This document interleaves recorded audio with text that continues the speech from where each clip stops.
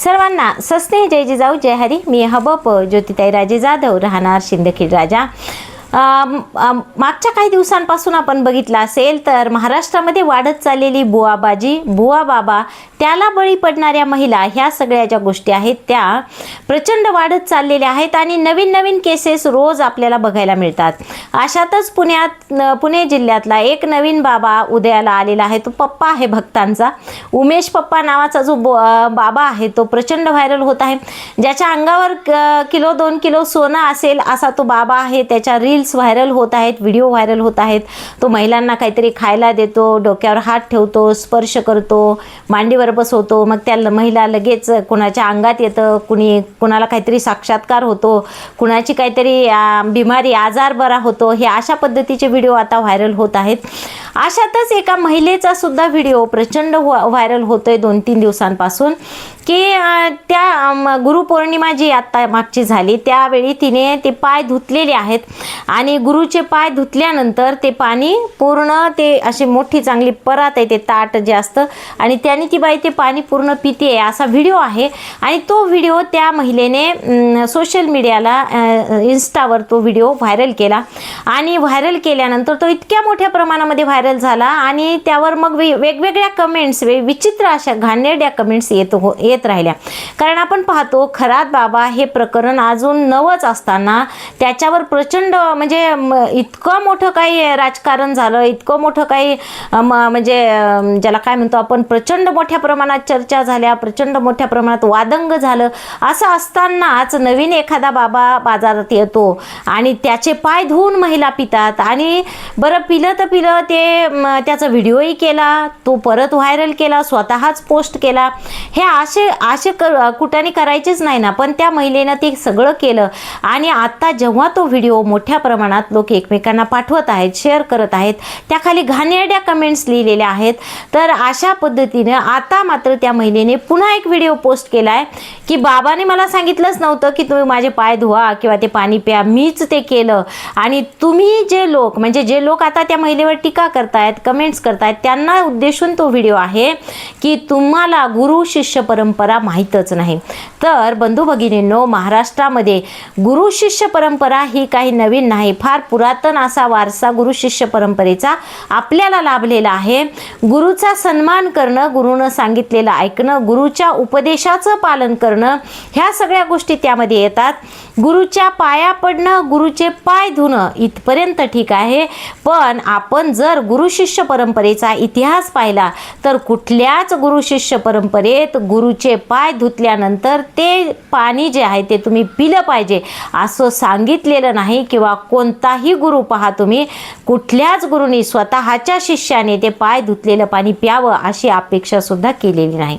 पण या ठिकाणी ही जी गुरु शिष्य परंपरा आहे ती अशा पद्धतीने बदनाम करण्यात येत आहे. कारण आपण पाहतो आता एखाद्या व्यक्तीचे, एवढे चांगले लोक नाहीच आहेत आजकाल. आपण कुणाचे तरी पाय धुवावेत, एवढा चांगला माणूस आज उरलेला नाही, एवढे चांगले लोक शिल्लक नाही आहेत. एवढंच नाही तर ते पाय धुतल्यानंतर ते पाणी प्यावं आपण, म्हणजे अक्षरशः किती घाणेरडा प्रकार आहे की कोणाचे तरी पाय धुवावे. बरं धुवावे तर धुवावे, ते धुतलेलं पाणी पिऊन घ्यावं. घोट 2 घोट नाही, पूर्णच पाणी ते पिऊन घ्यावं. हे खरंच अत्यंत दुर्दैवी आहे, किळसवाणं आहे, घाणेरडं आहे. ते करूच नये. कुठल्याच गुरु शिष्य परंपरेला हे शोभणारं नाही. आपल्या महाराष्ट्रामध्ये तुकोबराय तर म्हणतात की पाणी खेळे मासा, गुरु कोण असे त्याचा. म्हणजे पाण्यात पोहायचं माशाला काही सांगायचं काम नसतं, त्याला म्हणजे गुरु करावा लागतो असं काही नाही.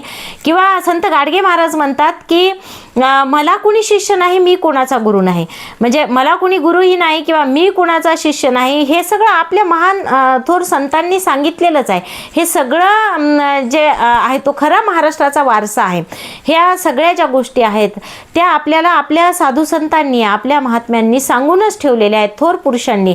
मग अशा पद्धतीने कुठेतरी एखाद्या बुवा बाबाजवळ जाणं, त्या गोष्टींना बळी पडणं आणि त्यानंतर ते अशा पद्धतीने त्याची सेवा करणं, त्याच्या मांडीवर बसणं, तो काय गुरु कान मंत्र देतो तो ऐकणं करणं आणि तिथं जाणं हे अत्यंत चुकीचं आहे. यात महिला अडकत जातात. पहा, सुरुवातीला महिला जातात आणि मग तिथं काहीतरी अगोदर गेलेली जी महिला असते तिला काहीतरी मिळालेलं असतं किंवा अपेक्षेपेक्षा लवकर मिळावं, जास्त मिळावं, यासाठी हे शॉर्टकट असतात सगळे, की एखादा गुरु केला तर असं असं होतं, या अमक्या बाबाकडे गेलं तर तसं होतं.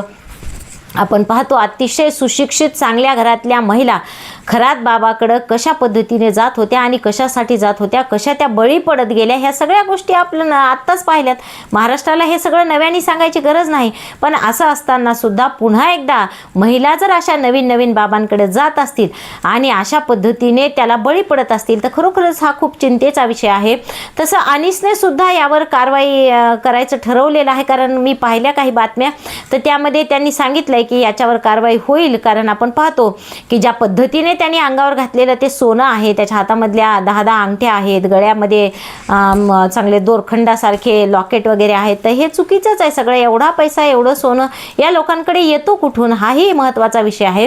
पण सगळ्यात महत्त्वाचा विषय हा आहे की महिलांनी अशा ठिकाणी जाऊच नये, त्या ठिकाणी बळी पडू नये. दुसरी गोष्ट अशी की एखादा व्हिडिओ तुम्ही करताय, एखादं कृत्य त्या ठिकाणी करताय, त्याचा व्हिडिओ करूच नये. कॅमेऱ्यासमोर तुम्ही ते करताय आणि ते स्वतः पोस्ट करताय आणि टीका झाल्यावर नंतर मात्र तुम्हाला पश्चाताप होतो किंवा तुम्ही त्यावर पुन्हा व्यक्त होता, हे खरोखरच खूपच घाणेरडं आहे. ज्यावेळी ती महिला पुन्हा व्यक्त झाली त्यावर परत लोकांनी तशाच घाणेरड्या कमेंट्स केल्यात की तुमचा गुरु आहे तर तुम्ही तुमचं असं करा, तसं करा, तसं करा, काय काय धुवा सांगितलेलं आहे. मग हे चुकीचं आहे, हे करूच नये.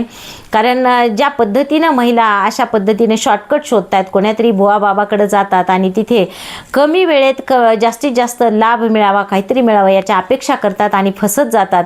एकच नाही, अनेक बुवा बाबा महाराष्ट्रामध्ये आज उदयाला आलेले आहेत आणि त्यांचं केवळ फावतं कशामुळे, ह्या अशा महिलांमुळं. कारण ह्या महिला सुशिक्षित जरी असल्या तरी त्या ठिकाणी जातात आणि मग त्यांच्या शिकार होतात किंवा त्यांना वाटतं की आता आपलं फावतंय. कारण कुठलाही बुवा बाबा आपण जाऊन पहा, त्याच्याकडं जाणाऱ्या 99% ह्या महिलाच असतात आणि त्या अशिक्षित असतात असं नाही, चांगल्या सुशिक्षित असतात, चांगल्या घरातल्या असतात, बऱ्याच वेळा नोकरी करणाऱ्या सुद्धा असतात. मग अशा महिलांना हे टार्गेट करतात आणि स्वतःचा स्वार्थ साधून घेतात. मला दुसरं यातून काहीच सांगायचं नाही किंवा सूचित करायचं नाही, फक्त एवढ्यासाठी हा व्हिडिओ आहे की गुरु शिष्य परंपरेबद्दल ते बोलतायत. तर गुरु शिष्य परंपरा एवढी साधी नाही. महाराष्ट्राला लाभलेली गुरु शिष्य परंपरा ही खूप मोठी आहे. ती केवळ एखाद्या गुरुचे, एखाद्या बुवा बाबाचे पाय धुवावे आणि ते पाणी प्यावं एवढी सीमित नाही आहे किंवा एवढी ज्याला काय म्हणू आपण संकुचित नाही आहे. खूप मोठी गुरु शिष्य परंपरा खूप व्यापक महाराष्ट्राला लाभलेली आहे. त्यामुळे त्या गुरु शिष्य परंपरेला आपण बदनाम करू नये. तुम्हाला कोणाचे पाय धुवायचे ते धुवावे, प्यावे, आंघोळ घालून प्यावी, पण गुरु शिष्य परंपरेविषयी अशा महिलांनी बोलू नये, एवढंच मला यातून सांगायचं आहे. आवडल्यास नक्की लाईक करा, शेअर करा, इतरांना पाठवा, कमेंट्स पाठवा. धन्यवाद. रामकृष्ण हरी.